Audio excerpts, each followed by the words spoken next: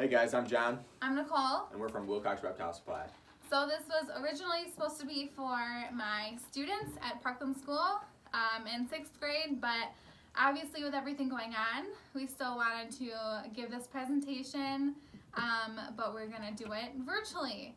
So we're going to step into our everyday lives and introduce you guys to some of our scaly reptiles. Let's get started. Let's do it. So first of all, I'm going off my phone, so bear with me. Everything is up in the air. So our mission is bringing education through interaction as well as learning for those who are invested and willing to learn and see what kind of things that we do as far as the business goes. We do birthday parties, shows, we can do photo shoots, school events, and then we can travel around to different states locally, as well as traveling on the weekend too. So that's kind of what we do right now, but things are at a standstill, so we decided to introduce things virtually and see how this goes. The types of animals that we deal with are Burmese pythons, retics, ball pythons. We have a couple anacondas to show you. We have a chicken that we're going to introduce. We have a bearded dragon, and we have a tegu that we want to show you guys. So we're gonna start off with our Burmese python, Lemoncello. Let's get it. It's getting around right now. Welcome out, big girl. Hello. Hello, mama.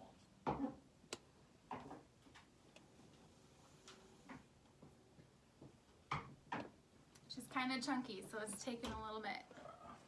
I need to get her rolling out of the cage first.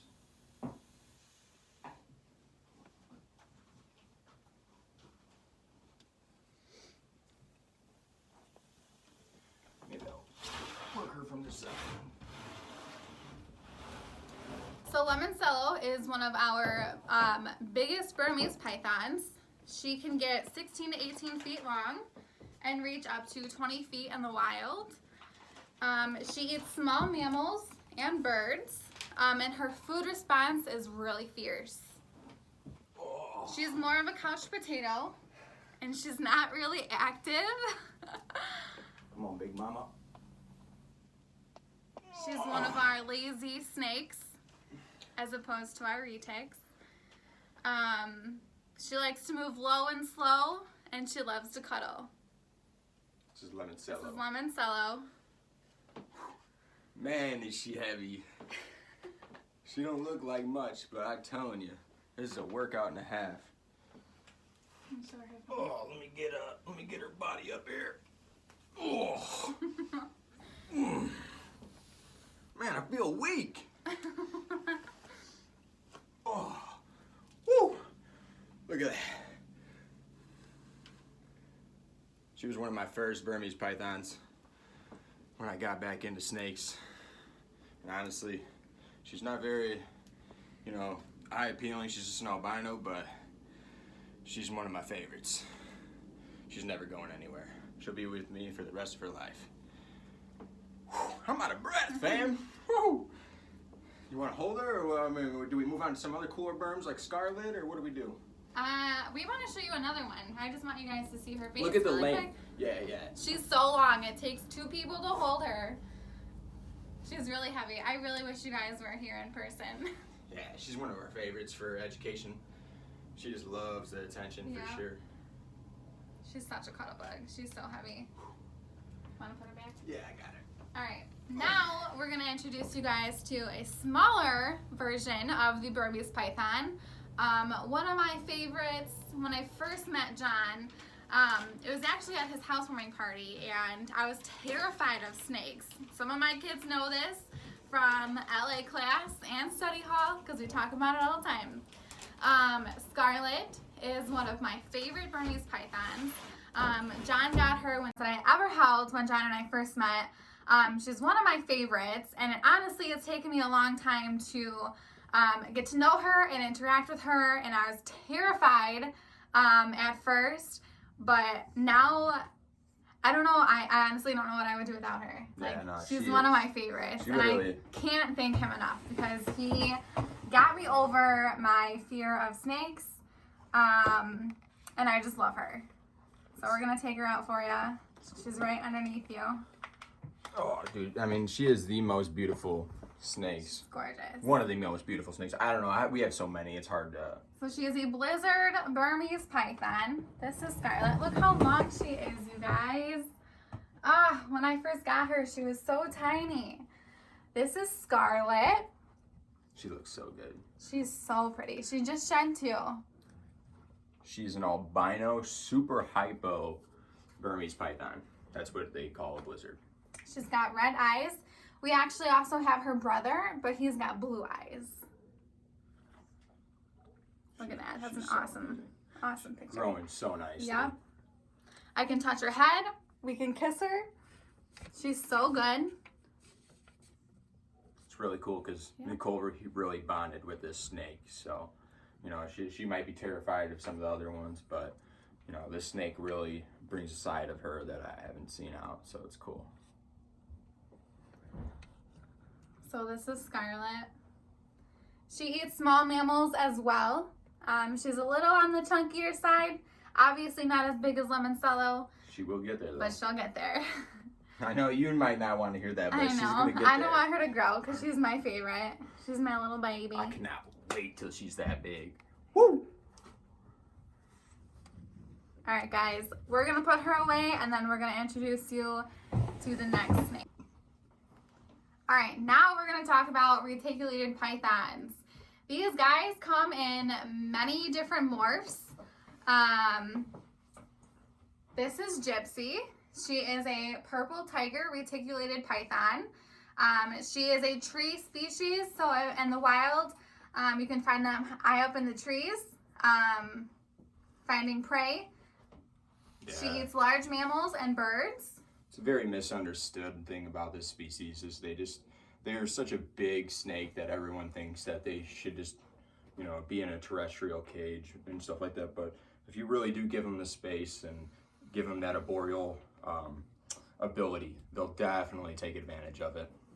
Now, you won't see her type of color in the wild, or morph, I should say. You will see them more of like a brownish color, more of like a camouflage, so they can blend into the trees and the grass, so they can sneak up on the prey a lot better. She eats large mammals and birds. Yeah, unfortunately, this poor snake, she wouldn't last in the wild just because, I mean, if you think about it, this yellow just stands out. Because she's so bright, to stand out. I mean, she can't blend in with any leaves or anything, camouflage, nothing like that, so. This is one of John's first snakes when he first started his reptile hobby. She's gentle. When I got back into it, I started this years and years and years and years ago. Since he was your age. Yeah. He started when you guys were I got out of it, and then I had to get back into it around like 2016. And she was my first retic in 2017. And a guy actually named Brian Parchek at Tinley Park, NARBC, which is the biggest reptile show in the United States. Basically, I went up to him when I first got this snake as a baby. She was about, yay long, maybe 24 inches, if that. And I was like, Brian, you are such an inspiration to me. Please name this snake. And I'm keeping this snake for the rest of my life. Like, she knew, like, I can't get a snake and knowing it's going to get so big and then, like, have to rehome it later in life. I know it's hard, but I'd just rather keep it for its entire life, so. You guys want a good mentor, look up Brian Varchek on Instagram. He also owns the Reptarium in Michigan out of Detroit. He's a awesome person. Shout out to Brian. We actually went to his Reptarium for the second grand opening.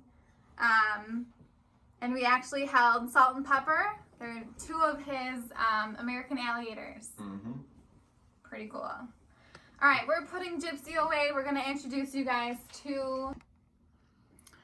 All right, guys, you just saw Gypsy, the purple tiger reticulated python.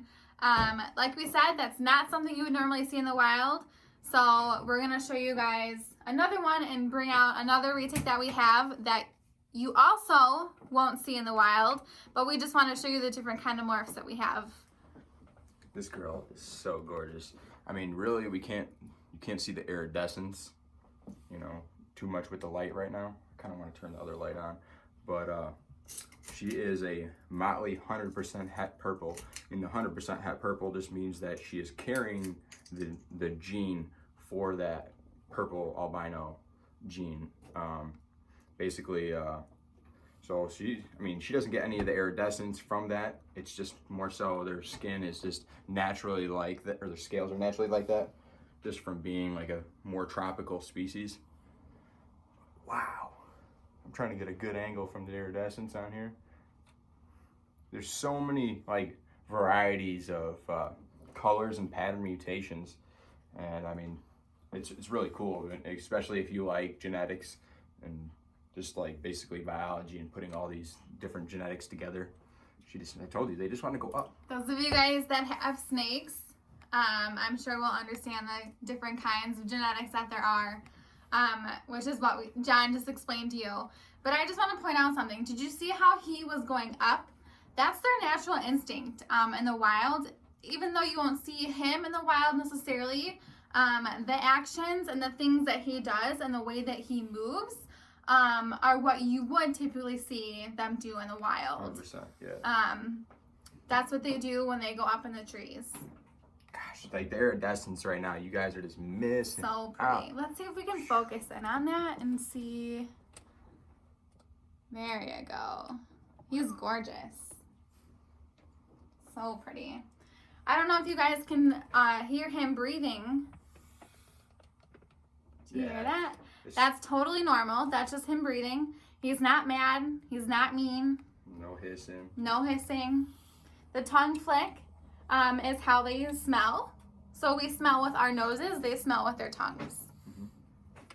And each snake, each species of snake has its own way of showing you that it's scared or threatened or feels threatened. So you really have to understand each and every species in order to know like if that snake is really upset at you, and if it is hissing, it might just be breathing because it's a heavier bodied snake. And there's a lot of different things to watch out for. And a cool thing is like what we're gonna have out in a few minutes is anacondas, and anacondas are very different from like a retic because we're watching this tongue flicks and you're seeing him move, and you know she's very, very happy right now, just like tasting the air and just checking things out. But like when you watch the anacondas, they just hold that tongue out, and I mean it's so crazy because you think, you know, all of that snake's ready to strike because normally like that's what it would be. But honestly, that's just how they smell. They just hold that tongue out, flick it a couple times, slowly pull it back in. And it, like I said, it's just understanding each and every species alone. So let's move on to the next species, fam. All right, guys, we're going to introduce you to one of our newer anacondas. John got him from a buddy of his. I know some of you guys were asking, do you really have anacondas? Aren't they mean? Yes, we really have anacondas. We actually have 2 of them. Yes, they can be mean in the wild. I would not normally approach them. But with training and socialization, we have tamed them down for you guys. Okay. All right, let's check this male out. I'm honestly going to say this right now. I don't know if the male is going to want to come out right now. If not, we'll get the female. Female's always good. Check it out. Yeah, we'll leave the male alone. He's in his bath right now. He's just soaking. He's just enjoying life, you know? They're spoiled. Spoiled or rotten. I love them. Love them to death. Honestly, and like once I had gotten this species, there's nothing that can beat it. One of my favorite species of snakes that I have owned yet. But honestly, I could say that I have seen an influx in people want these snakes, but they don't understand that they're like extremely, extremely powerful. My anaconda don't want none unless you got what? Oh no. I always like to joke around with them just because we have to, and I know that's a popular song. Anacondas are something fierce, you guys. They are the largest snake in the world and the most dangerous. They can get up to 20 to 30 feet long in the wild, and weigh up to 500 pounds. They will only get up to 18 to 20 feet with us though, because we like to keep them a little short so we can still handle them. My humans are very careful with me and feed me every 2 weeks so I don't be huge when I'm older. We don't want them to get that 500 pounds, otherwise we can't lift them up and interact with them. Females will get bigger than males. My cousin is the reticulated python that we just showed you. They are also found in South America. Okay, so you're not going to find them up here unless they're in a zoo or something. Go to the Amazon. Yep, I don't want to go down south. We live in swamps, marshes, and tropical rainforest of the Amazon. We can eat large and small animals, and we even strike in the water.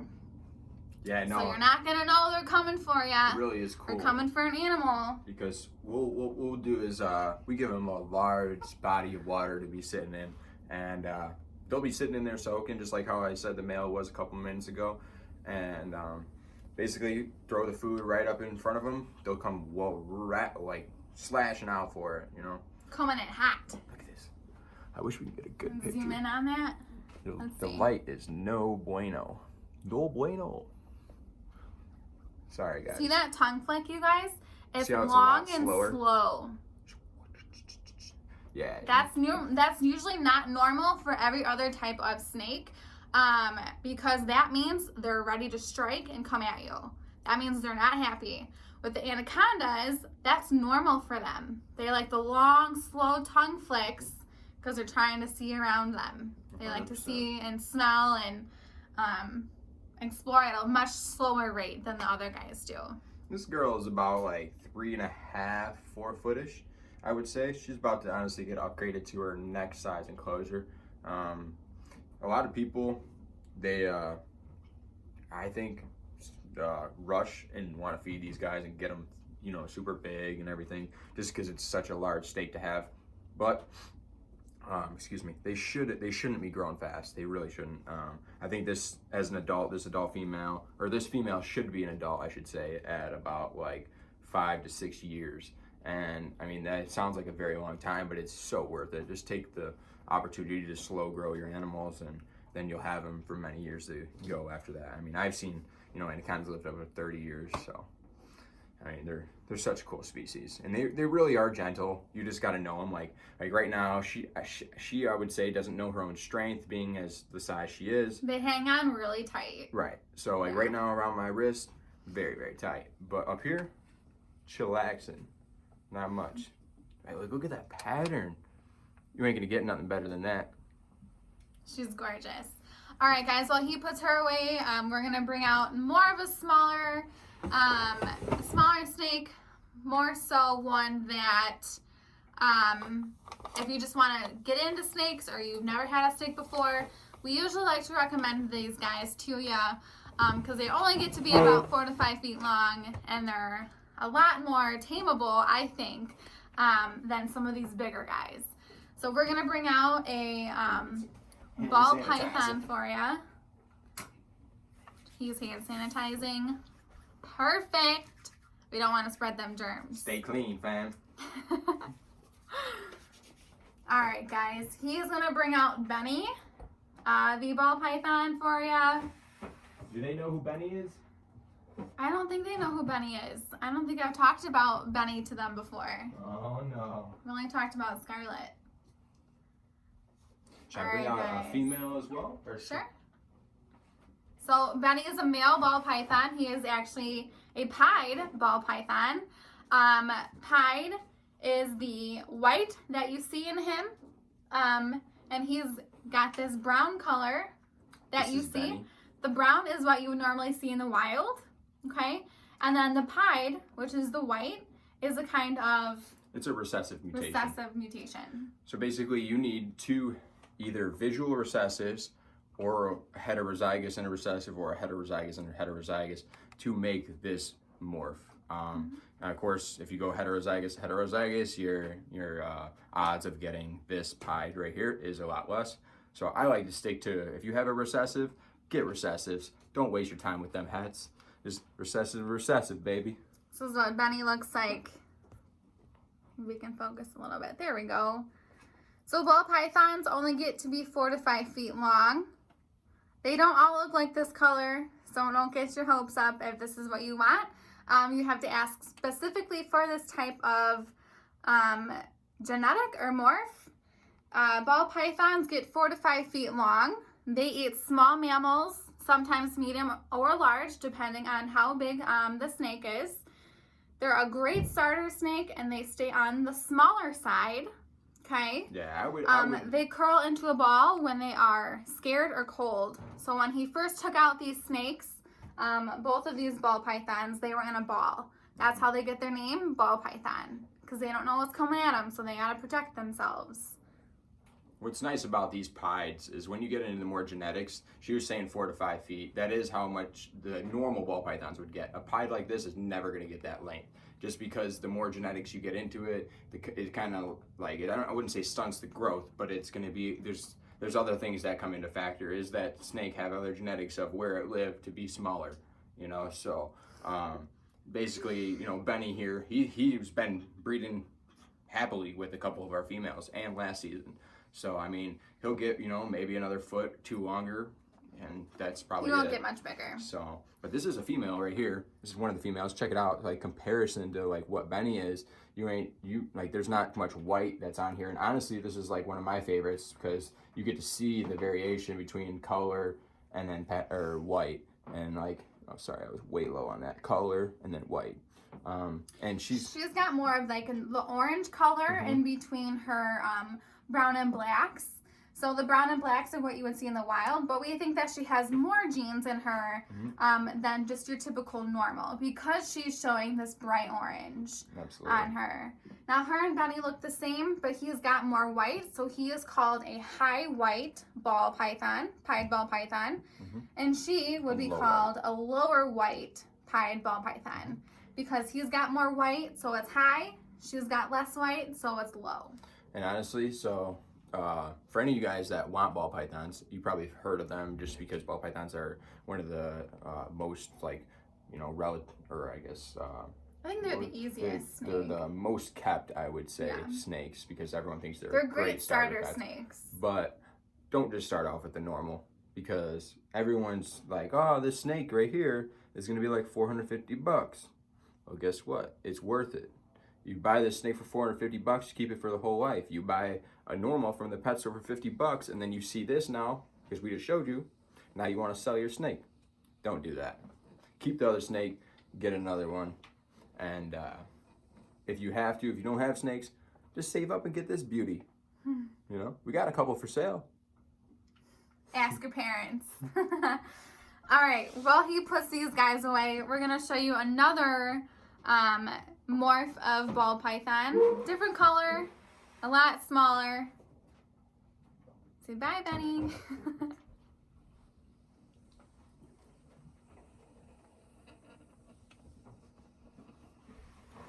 This guy is my favorite.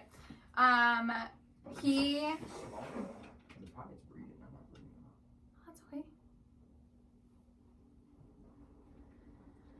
So this is a banana ball python. Look at these colors. Let me see if we can zoom in for you. This is a banana ball python. He's smaller than Benny, not the same color as Benny. Again, different morph, different genetics. He's one of our newer guys, so he's a little bit smaller. Still kind of getting to know us as we're getting to know him. So did you explain the genetics of that snake? I just said he was a banana. He's a banana pinstripe orange dream. I wish I can show you guys this. So yeah, the color is not at all doing justice. I really wish he's very bright orange and yellow. Yeah, we need to get this set up for next video. But here's called a pastel clown ball python, and this is just like showing the different patterns and color mutations you can really get from the ball pythons. And that's like I think why everyone loves these species is because you could get so many variety of colors. This is what you would call a blue-eyed leucistic. It's hard to see, but it is a blue-eyed white snake. Also known as a bell, B-E-L, bell. And this one actually has more genetics in it because I wanted more genetics in it. You could actually see them popping through the white. And what's even better is if you don't have a keen eye to see that pattern, what you can do is you can actually take a black light and you put the black light over her in a dark room and you can literally see that pattern through the white. It's incredible. But then, like I was saying, so this is a bell and then this is a pastel clown. Personally, one of my favorite genetics, super simple genetics. Once again, just like the pied, but like look at that pattern, man. Same. Again, guys. These are all ball pythons. All ball pythons. Different genetics, different morphs. Same ball python. I wish they could see this one. This one, like in the pinstripes, you got pinstripe down the whole spine. That's why like a pinstripe is called. It takes the pattern and it puts into defined lines. And they're all so purple. It looks so beautiful. Watch them wrap my wrist. If you guys want to, follow us on Instagram. You guys can see all the pictures of these guys. Wilcox Reptile Supply. Wilcox Reptile Supply. All right, while we put these guys away, what do I do next? Oh, the tegus. Now, snakes are over. We only have, what did we go over, guys? Okay, so the reticulated python, Burmese python, the ball python, okay? Now, oh, and we did the anaconda. Now we're going to go over the lizards that we have. We have a red Argentine tegu. He's just a baby. He's very bright red. Ooh, he pooped too. Great. Okay. Get some paper towel up in here. So tegus are found in South America and can grow to 3 feet long. Females stay a little bit smaller than males do. One of the largest lizards in the world, and they can go into burmation, which is hibernation. And when it gets cold, so they go into hibernation, which is called burmation, when it's cold outside. We have these guys in a tub in our reptile room, and when we turn the light off, they go under the mulch that we have and sleep. As soon as we turn that light back on, they're out and wandering around. These are an omnivore, so they eat fruit, eggs, other reptiles, and birds. Okay, we like to feed them a mixture of turkey, raw eggs,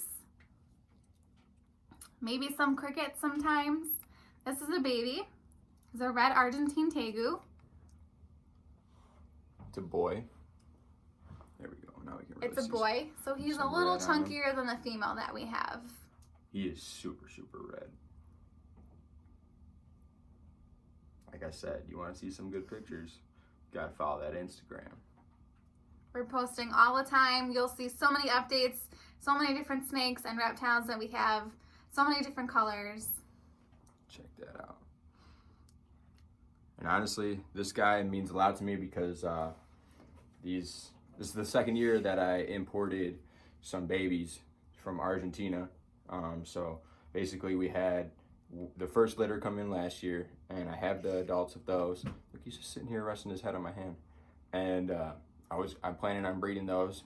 And then I got this guy from the second batch, and I have him and a female left. I'm supposed to be selling, quote unquote, but I don't think that's gonna happen.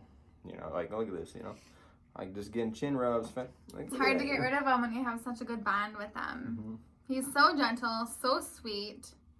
They can be aggressive. If you don't train them and socialize them properly, they will be aggressive. Yeah, we like to train these guys and socialize them early on when they're babies, so they're easier to sell eventually and handle. Yeah, like we try to do with any animal when it goes to like snakes or lizards. It's like, why would we sell a mean animal to somebody that might not know to like what to do and how to start that, you know, training process in the beginning? Because if we don't do that, then now you got a mean animal on your hands that you really don't want to mess with. Now you're scared of those animals, and we'd rather you just have a bond right off the start with that animal. Like look at, straight chilling. He knows. Like this is dad. All right, well he puts him away. we're gonna introduce you guys to our bearded dragon. It's hot in here. Reptile room is like, what's the temperature? 82 degrees. 90 degrees. No, 82. Lies. Those are the heat pads. 82 degrees. Oh, She he's lies. right for once in his life. 82 degrees in this big old reptile room with I have cages on this side of me, I have cages on that side of me, I have some more behind me that you guys can't see. It's hot in here. Alright, so we're gonna move on to our bearded dragon. She's probably a different color than you guys would normally see. She's in shed right now. She's in shed, so she's a little bit dark. She's normally a bright white color. Scoot on over. There you go. Look at that. A white bearded dragon with black eyeballs. She's an omnivore. They can grow 18 to 22 inches long. She has spikes under her chin that puff up when they feel threatened or they're mad. They can also get a black color. They can turn that black. That means they're really mad and you don't want to mess with them.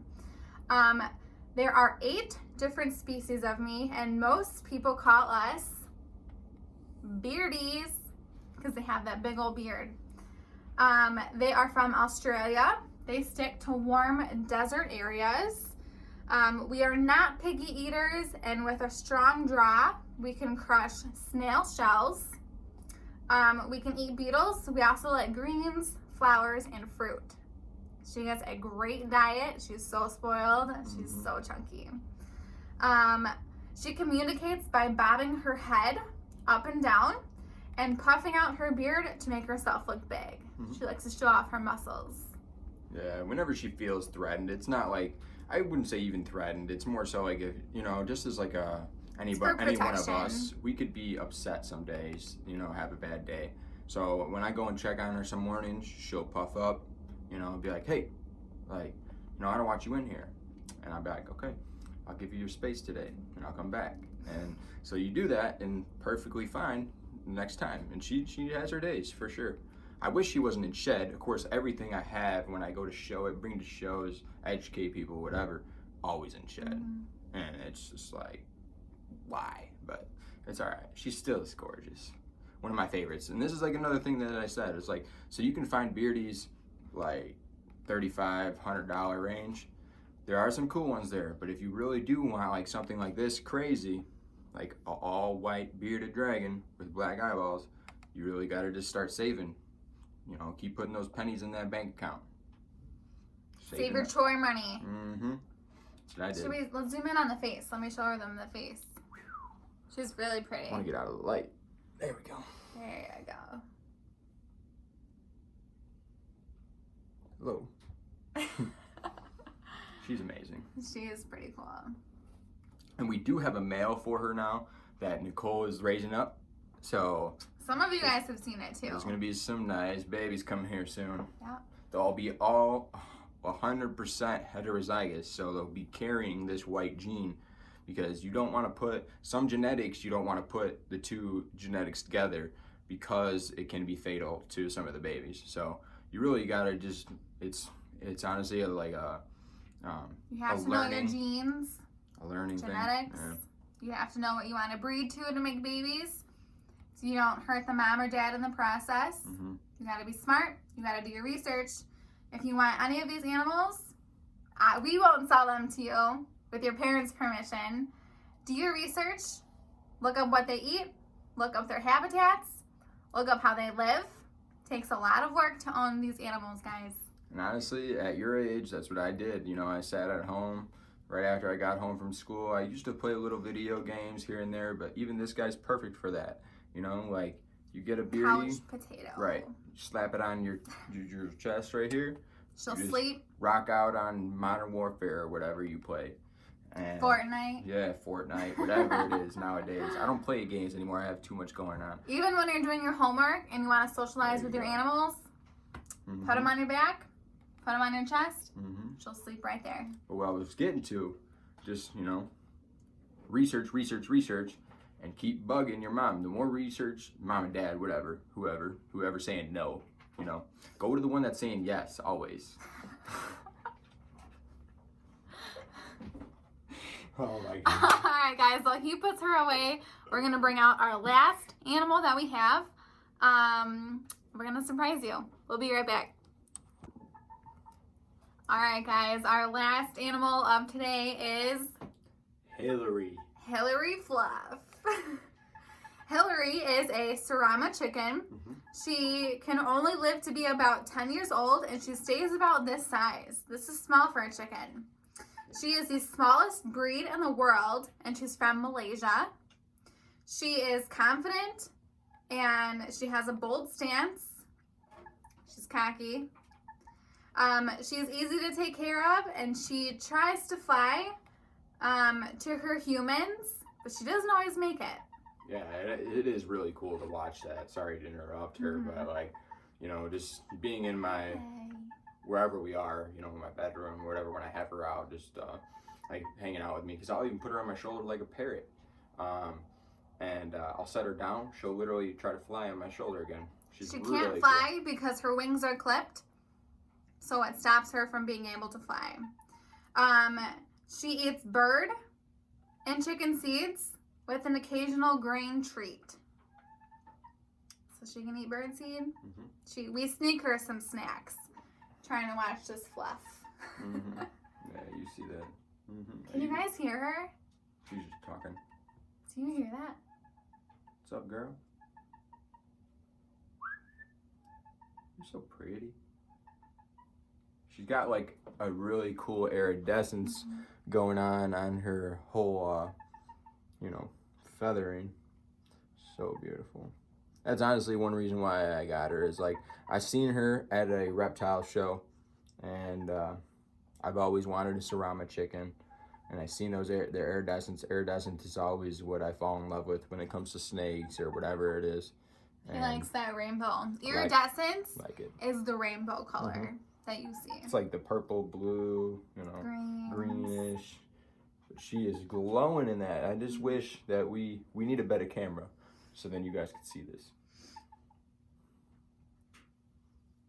She's so beautiful. So this is Hillary.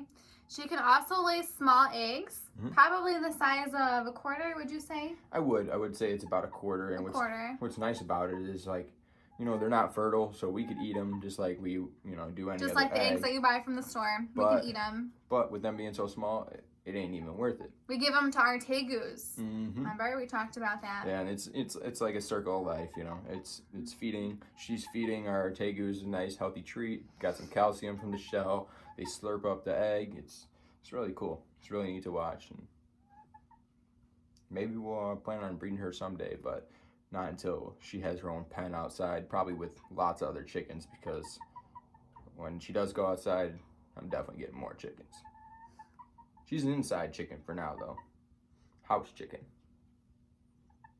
People think I'm crazy, but... People think we're crazy. We have so many animals. Zoo coming soon, you know. All right, guys. While he puts her away, let's review really quick. So we went over our reticulated python, our Burmese python, our anacondas, and our ball pythons. What do they eat? Our reticulated pythons can eat small, medium, or large mammals. Sometimes bunnies that are dead, of course. It's a circle of life. Ball pythons can eat small to medium rats. Anacondas, same thing. Small, medium, large. Depends on their sizes. Our tegus that we went over, they have a hearty meal of ground beef or turkey meat, raw eggs, some leafy greens, maybe even some treats, maybe some fruit or something for them. And then our bearded dragon, which is our white girl that you guys saw with a white beard. She eats dubia roaches. She can eat crickets. She can also eat hornworms. Hornworms are those blue, long blue worms. Those are really healthy for them. Yeah, they're essentially called the tomato worm, but in the reptile hobby, we call them hornworms. You know, they're really... It's like a big, really juicy burger for us, but that hornworm is like a burger for them. Yeah, it's super So gross, it's really healthy for them. It's so gross. They smell so bad. And then our chicken, Hillary Fluff, she eats grains, seeds, bird seed. We can feed her. I mean, that's pretty much it. Yeah. We like you said, you covered it. We feed her grains, and I mix in like a couple of the black bird seed. I'm not sure what it's called, to be honest with you, but it's like chicken feed. Yeah, but I mix the black seeds that are bird seeds in with it because it's good for like their egg production and stuff like that. So it's just little things here and there. Everybody gets a variety of diet, you know. Even some of the snakes, they get rats. Sometimes they get chickens and stuff like that. And it's sad because I have a pet chicken, but it's part of this whole thing. It's a circle of life, you know. And I love these animals just as much as I love furry animals. You know, I really spend time breeding the rats that we feed to our snakes. We interact with the rats and like make them tame. And it's kind of sad because, you know, some of them have to be called off to become food, but then you are raising the nice ones and the ones you want then to then breed more and have better productivity later on. Don't worry, I sneak some away. Yeah, I mean, you know, it's always sad, but it's the whole circle. And you know, we have guinea pigs. I used to breed rabbits. I love animals, all animals. Like, I'm not, just because I have to feed rabbits to snakes doesn't mean that we don't like them. It's all part of the process. So. Alright guys, I hope you enjoyed this video and had fun with it. Yeah, it was crazy. I know we had fun with it. I definitely had fun. It's all new. Technology's new. Yeah, honestly, I wasn't expecting this. I was expecting to see you guys in person, and honestly, it's way easier. It's just hard when we have to then present videos to you guys and not have questions back to then kind of just keep it flowing. If you guys have questions though, please feel free to shoot me an email. I know you guys have my email. I'm sure Miss Colker will post this in your Google Classrooms. Please respond or reply. Send me a message or an email. If you have any questions, maybe we'll even do a second video. Yeah, no, absolutely. Answering some questions really for well, you guys. If you guys ask enough questions, absolutely we'll do another video for you guys. Without a doubt. All right, guys, I miss you. I hope you're all home, staying safe, staying healthy, washing your hands, protecting yourself. I know, you know, the recent news came out where, you know, school's canceled for the rest of the school year. I cried, and I don't want to cry again. But I miss you guys. I hope to see you soon. If you have any questions, please feel free to email me. Bye, guys. Bye, guys.